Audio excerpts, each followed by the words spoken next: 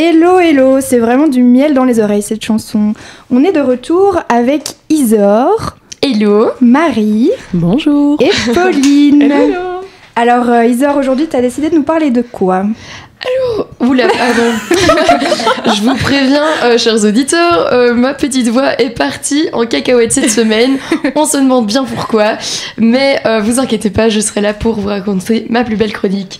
Alors aujourd'hui, je vais vous parler un peu.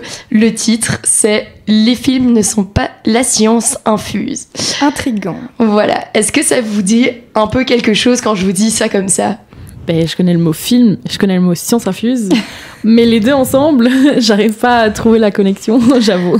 Alors, si je peux vous dire 2-3 trucs, c'est un peu en mode... Bon, tu vois, le cinéma, c'est un peu magique, ça nous vend un peu du rêve, ça nous fait croire à des histoires incroyables, etc. Ça nous donne même envie de, une fois, ok, on plaque tout et on va faire un road trip sans penser aux conséquences derrière.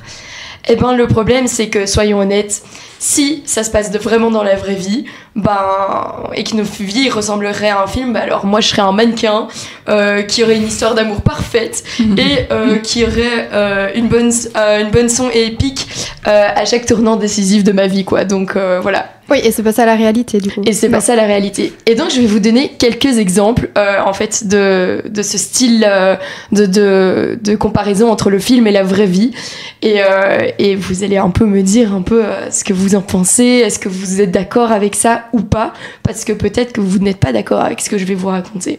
Ça marche, let's on est go. tout oui. Pardon, en fait, parce que j'ai coupé Talia, on n'a pas présenté Pauline, notre nouvelle radiopote. Oui, pardon, c'est ma faute. Pauline est arrivée du Danemark. Oui. Ce Q2, on est ravis de l'accueillir et c'est sa première émission. Donc, J'espère que je ferai ça bien pour vous. Mais oui, voilà. Pas de pression en présence de Marie. Hein. Oui, mais ça, elle avait déjà dit, j'avais dit Ah ouais. bonjour. Ah, c'est vrai, pardon. Et t'as déjà fait une émission au Q1, je pense. Ouais. Ouais. Oui. Bah voilà, Ok. vous connaissez Marie maintenant. Vous êtes prêtes pour les films et les sciences infuses? Oui. Ok, donc le premier, c'est vraiment le titre, l'amour au premier regard.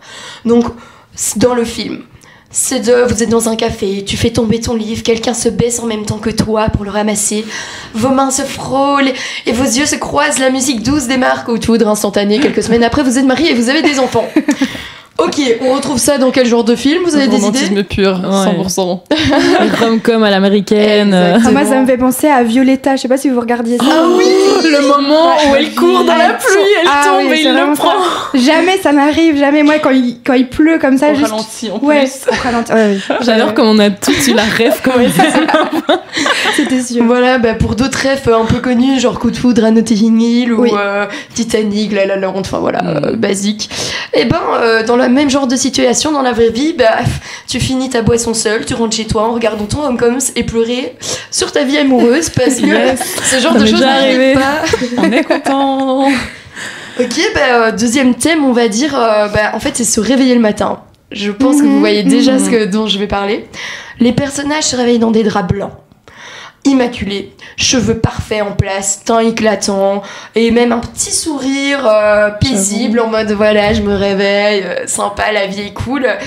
En plus, leur partenaire est à côté, il les regarde dormir, oh my god, le truc un peu romantique en plus. Dans la vraie vie, qu'est-ce qui se passe? On se réveille On seul. pue du bec. On pue du bec, ouais, autre chose. Pas Parfois en maquillée. gueule de bois. Ah. Donc, Pas mal. On n'a pas les cils recourbés, super Mais oui. longs, tout noir, mascara, Un temps machin. parfait. On n'a pas le teint rouge, le petit blush qui a été mis. Ouais. Exactement, voilà, tu ouvres difficilement un œil avec un coussin coulé sur la joue. Des fois, t'as de la bave qui est là sur ta joue, tes cheveux qui partent en cacahuètes. Déjà, tu te réveilles pas dès la première alarme. Ça, c'est sûr. Ça, il y a deux Surtout teams moi. par contre. Toi, Marie, t'es vraiment team 15 alarmes pour te réveiller. Moi, ça va encore. oui, j'avoue, moi j'ai qu'une Franchement, alarme. une alarme et puis Ouais. c'est bon quoi. Bon, Ah. des matins plus durs que d'autres. Ah, mais moi, j'avoue. je peux aussi Mais- m'endormir n'importe où. Je peux m'endormir en plein milieu d'une soirée. Ouais. Oh waouh. Ah, le Aucun flex. problème. Ok, donc j'adore ce genre de personnes. Moi, c'est toujours compliqué de m'endormir. Mais en plus, c'est le matin dans les films, t'as vraiment le rideau, la blanc avec le vent qui arrive et le soleil. oui. Là, vous voyez un peu Ouais, La partie totalement. rangée. la partie La rangée. veille. Ah oui, laver, tout Oui. ça évidemment. Les vêtements sont pas par terre. Enfin voilà, quoi, Ouais. tout est clean. Et voilà, ouais, ça c'était le deuxième gros point. Alors, on en a le 3e, changer de vie sur un coup de tête. Donc, comme je vous ai dit un peu en exemple d'intro, ok, tu te casses, tu plaques tout pour un road trip, etc. Bah voilà, t'as plus rien à faire, t'as besoin de voyager et on repart dans la comédie romantique et c'est là que tu trouves l'homme de ta vie ou la femme de ta vie, enfin voilà. Au milieu des îles. du désert australien, je sais pas. Exactement. Alors, dans la vraie vie, si tu décides de tout quitter pour suivre tes rêves, sauf que le loyer, les factures d'électricité et ton banquier n'ont pas reçu le mémo. Donc, en général, l'histoire se termine plutôt par un retour chez tes parents ou un job en restauration pour le temps de se retourner. Voilà. Donc voilà. C'est... Ces films ont mal vieilli en vrai aussi. Il y en a beaucoup. Je trouve certains propos qu'ils avancent, je me dis c'est plus trop de notre temps. Et donc moi parfois quand je les regarde, je cringe par tout ce qu'on vient d'énoncer et en plus parce que je me dis mais en fait c'est juste plus de notre temps. Je crois les comédies romantiques qu'on fait de nos jours ont peut-être un peu évolué. Ouais peut-être, mais bon ça reste quand même des fois très kitsch. Genre il y a quand même des moments genre ils sont obligés d'embellir la chose pour donner un truc de donner envie aux spectateurs de regarder le film, donc évidemment que enfin exemple type Anyone But You.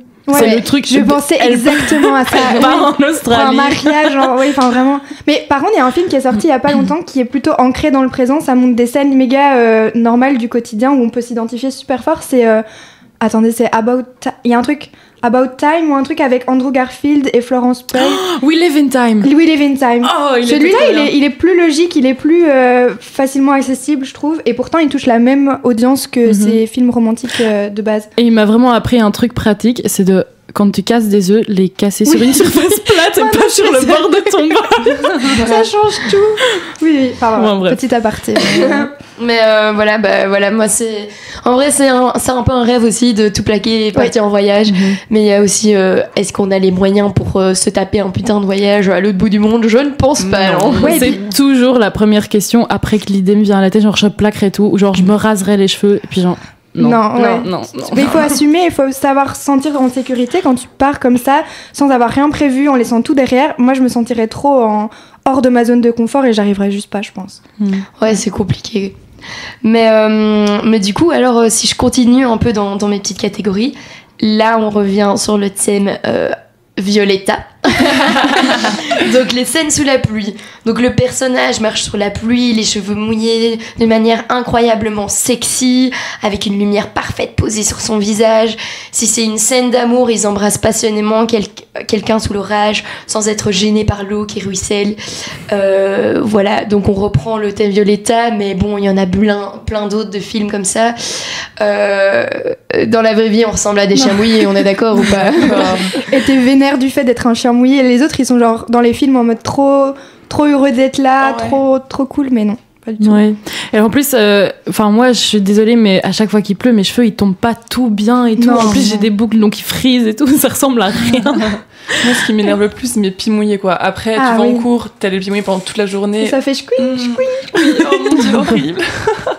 Donc vraiment, embrasser sous la pluie, moi, je sais pas si je kifferais. Non, vraiment pas. Ah, mais du coup, voilà, une bonne scène sous la pluie. Alors, il y a aussi les courses-poursuites. Ah là, ça, c'est aussi des grands moments dans les films. Le héros vole une voiture. Comment il fait ? Il a le truc en un coup. Il démarre sans la moindre hésitation alors qu'il n'a pas les clés. Il effectue des dérapages contrôlés parfaits tout en échappant à la police. Évidemment, Baby Drive ou Fast and Furious, les basiques.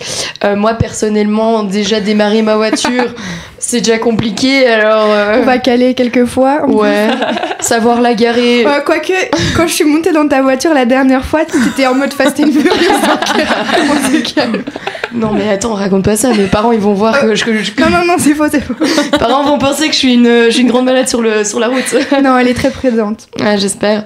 Ouais, non, mais voilà, je sais pas si vous avez ce même genre de sensation pour cette catégorie. C'est surtout que dans les courses-poursuites, en plus, une fois sur deux, t'as 5 morts, 5 voitures retournées, c'est un carnage dans la ville. Enfin, ils ont détruit ces Roms ou Milan, là où la course-poursuite se passe. C'était là, oui, bien sûr. Les voitures, elles volent au-dessus de toutes les fontaines, des monuments. Il y a des explosions. Et en plus, c'est toujours le stéréotype du mec, mais moi, je suis désolée, dans ma vie, je connais aucun mec qui pourrait commencer à faire ça. Alors je me dis, autant mettre une femme dans ces films, moi je me sentirais bien mieux représentée, c'est beaucoup plus badass. Bon, après, je pourrais pas le faire moi-même non plus, je crois. Mais je crois que ce serait juste plus cool à voir. Bah ouais, bah du coup, dans la vraie vie, c'est clairement pas ça. C'est déjà bonne chance pour démarrer une voiture, hein, comme vous avez dit, sans chercher le frein à main, comme un idiot. Enfin, ensuite, même en roulant à 30 km/h dans une zone limitée à 50, tu stresses dès que tu vois un policier. Donc, franchement... voilà quoi, c'est des badass c'est pour ça qu'il y a des cascadeurs hein, aussi pour le film. C'est tout un métier en plus. C'est tout un métier. L'avant-dernière catégorie, avant de finir. Ouais, t'as encore un petit peu de temps. C'est la dernière. Pardon. C'est survivre à une explosion. Un peu en lien avec les voitures. Le héros marche au ralenti avec une explosion derrière lui. Il ne se retourne même pas une égratignure ni rien. On est dans quoi ? Mission impossible. Vous voyez l'énorme explosion derrière et tout. Eux, ils sont là en mode badass. Ils marchent tranquille comme s'il y avait rien, alors qu'il faut s'abriter à tout moment. T'as un débris qui te brûle. Enfin, c'est n'importe quoi. Déjà, faudrait. Moi, j'ai jamais vécu aucune situation dans laquelle je me retrouvais à risque de me retrouver dans une explosion. Bah oui, c'est ça, j'espère. Faut survivre à l'explosion, mais déjà, faut vivre l'explosion. Enfin, tu vois. C'est pour ça que c'est des films qui se chargent de ça et pas nous. Il est pas mal aussi, pardon, je t'ai interrompu, mais tu le vois toujours courir là avec sa démarche, je ne sais pas comment, avec les explosions derrière lui, c'est dans un train complètement au-dessus d'un fossé aussi. T'es là, oui, mec, oui. Ouais. C'est le genre de film abonné à Tom Cruise, quoi. Et voilà, c'était ma petite truc. Donc merci beaucoup. Juste pour finir vite fait, c'est juste pour dire que ne vous fiez pas aux films, soyez dans la réalité. Mais si vous avez envie d'un peu rêver, les films et le cinéma, c'est toujours très sympa. Merci Isa. Merci.